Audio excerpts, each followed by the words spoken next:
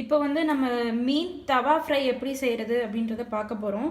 First இந்த மீன் சங்கரா மீன் எடுத்திருக்கேன். இந்த மீனுக்கு தேவையான மசாலாவை வந்து நம்ம ஃபஸ்ட்டு ரெடி பண்ணிடலாம். எனக்கு இந்த கடையில் வைக்கிற ஃபிஷ் ஃப்ரை மசாலா இதெல்லாம் எனக்கு பிடிக்காது. நானே எப்பவுமே மசாலா ரெடி பண்ணுவேன், ஃப்ரெஷ்ஷாக ரெடி பண்ணுவேன். ஸோ இதில் வந்து நான் என்ன ஆட் பண்ணியிருக்கேன்னா, கொஞ்சம் இஞ்சி, அப்புறமா ஒரு 4 பல்லு பூண்டு ஆட் பண்ணியிருக்கேன். இதோடு நம்ம என்ன பண்ண போகிறோன்னா, சீரகம்,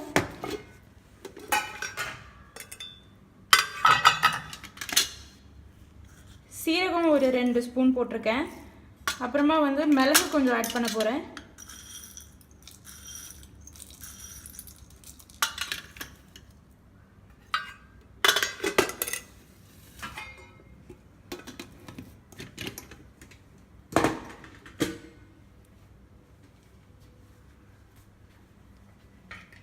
இதை வந்து நம்ம நல்லா அரைச்சி எடுத்துக்கலாம்.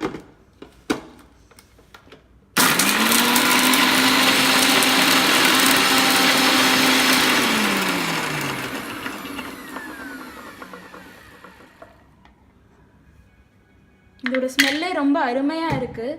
ஏன்னா ஃப்ரெஷ்ஷாக மசாலா அரைச்சாதான் எப்போவுமே டேஸ்ட்டாக இருக்கும்.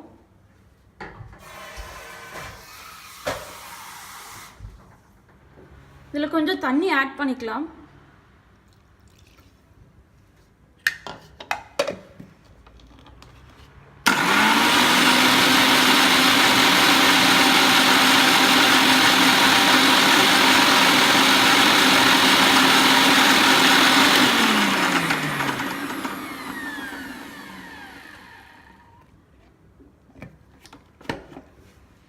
இப்போ பார்த்தீங்கன்னா மசாலா ரொம்ப நைஸாக இருக்கணும்னு அவசியம் இல்லை. இந்த மாதிரி கோர்ஸியாக இருந்தால் கூட பரவாயில்ல.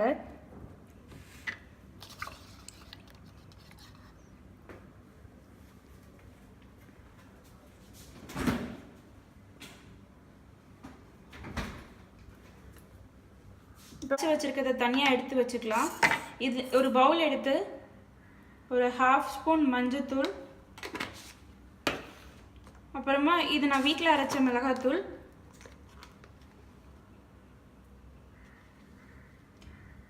நான் வந்து ஒரு 10 மீன் எடுத்து வச்சுருக்கேன். 10 மீனுக்கு தேவையான மிளகாத்தூள் நம்ம எடுத்துக்க போகிறோம். நான் ஒரு 5 ஸ்பூன் போடுறேன்.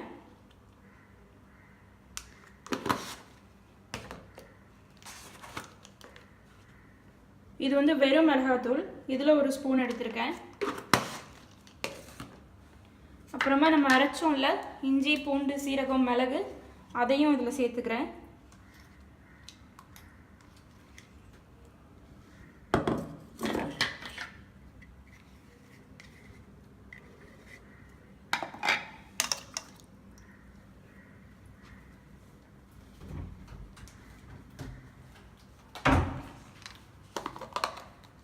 அப்புறம் உப்பு சேர்த்துக்க போகிறேன்.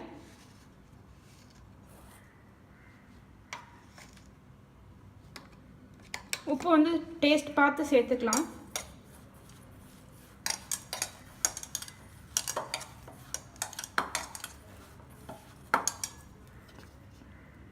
இதில் வந்து ரொம்ப கட்டியாக இருக்கிறனால கொஞ்சம் தண்ணி சேர்த்து மிக்ஸ் பண்ண போகிறேன். கொஞ்சம் கொஞ்சமாக தண்ணி சேர்த்துக்கோங்க. ரொம்ப தண்ணியும் ஆயிடக்கூடாது, ரொம்ப கெட்டியாகவும் இருக்கக்கூடாது. இதில் நீங்கள் அரிசி மாவு எதுவுமே சேர்க்க வேண்டாம். பைண்டிங் ஏஜென்சி இதுவே நல்லா இருக்கும்.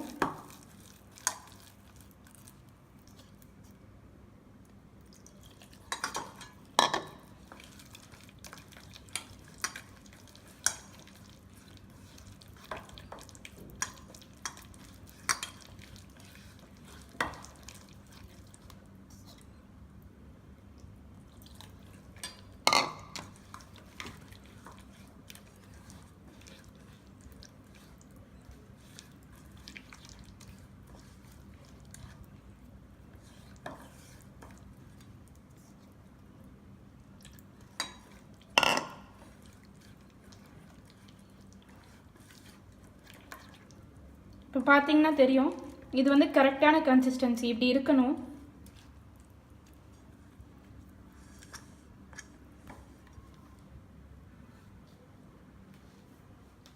அப்புறமா இதில் வந்து ஒரு 1/2 லெமன் சேர்க்க போகிறேன். இதில் இருக்கிற சீடெல்லாம் ரிமூவ் பண்ணிவிடுங்க. ரிமூவ் பண்ணிவிட்டு ஒரு ½ லெமன் சேர்க்குறேன்.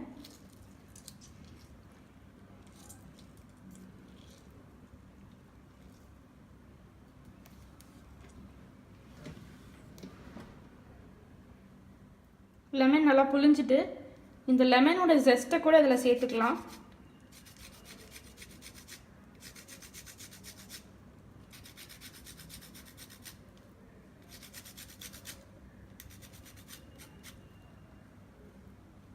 லெமன் தோலை கொஞ்சமாக திருவி அதையும் இதில் சேர்த்துக்கிட்டிங்கன்னா நல்லா சூப்பராக இருக்கும்.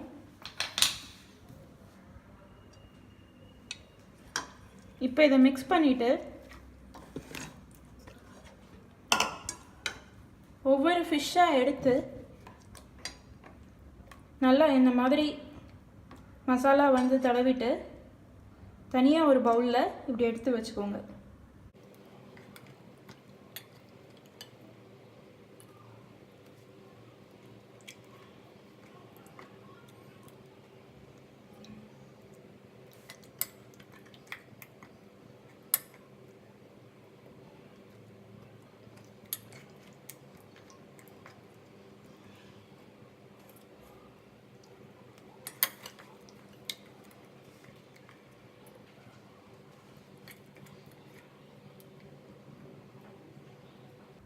இந்த மாதிரி மசாலா தடவிட்டு நீங்கள் ஃப்ரிட்ஜில் வந்து ஒரு 1 வீக் வரைக்கும் நீங்கள் வச்சுக்கலாம், வீணாக போகாது. டெய்லியும் வந்து ஒவ்வொரு பீஸ் நீங்கள் குழந்தைங்க இருக்கிற வீட்லேயோ சரி, இல்லை பெரியவங்க நல்லா ஃபிஷ் விரும்பி சாப்பிட்றவங்களுக்கட்டும் அவங்களுக்கு டெய்லி ஒவ்வொரு பீஸ் வந்து நீங்கள் ஃப்ரை பண்ணி கொடுக்கலாம். ரொம்ப டேஸ்டியாக இருக்கும், கெட்டு போகாது.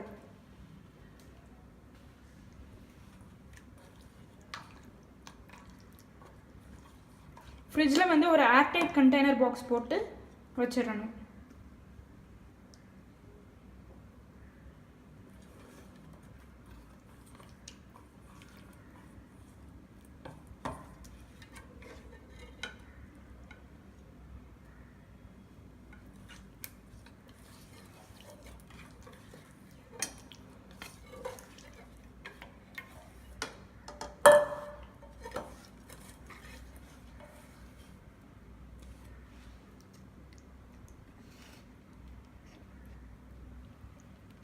இது வந்து ஒரு ½ அன் ஹவர்லேருந்து 1 ஹவர் வரைக்கும் ஊறினா ரொம்ப டேஸ்ட்டாக இருக்கும். வறுக்கும்போது கொஞ்ச நேரம் இது நல்லா ஊற வச்சிடலாம்.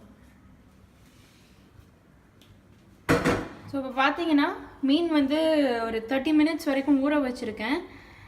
இப்போ வந்து கொஞ்சம் நேரம் நீங்கள் இப்போ வறுக்க போகிறீங்கன்னா ஒரு 5 மினிட்ஸ்க்கு முன்னாடி எடுத்து வெளியில் வச்சுருங்க. வச்சுட்டு இப்போ ஒரு தவாவில் எண்ணெய் ஊற்றி எண்ணெய் சூடு பண்ணி வச்சுருக்கேன்.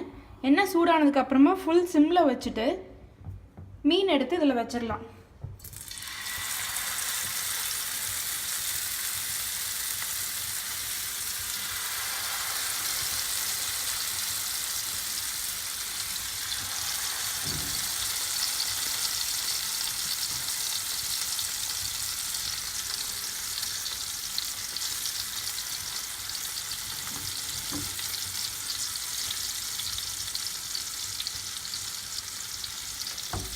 இதை வந்து நீங்கள் சிம்லேயே வச்சு தான் வேக வைக்கணும்.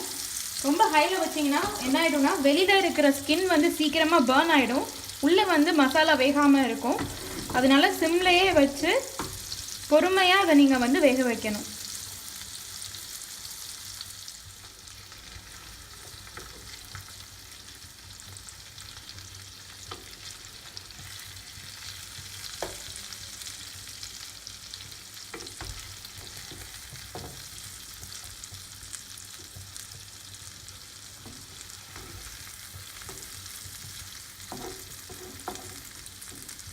ஸோ ரொம்ப பொறுமையாக அதை திருப்பி போட்டுறணும்.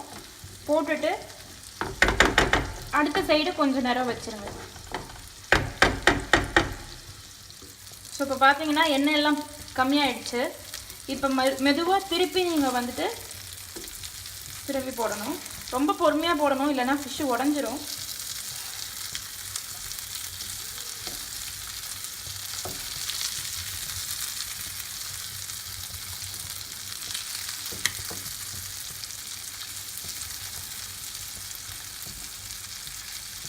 இன்னும் ஒரு 1 மினிட் வந்து ஈச் சைடு நீங்கள் வச்சுட்டு இதை வந்து நீங்கள் ஆஃப் பண்ணிடலாம்.